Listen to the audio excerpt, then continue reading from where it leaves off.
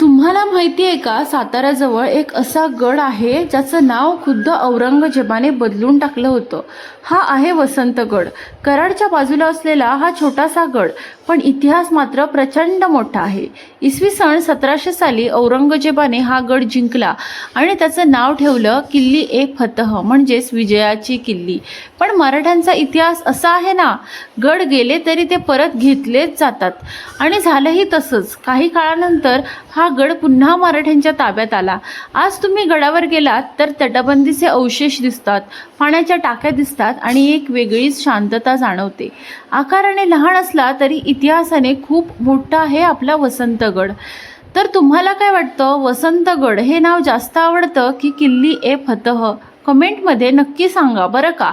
आणि अशाच साताऱ्यातल्या गडांचा इतिहास जाणून घ्यायचा असेल तर आत्ताच सबस्क्राईब करा. धन्यवाद.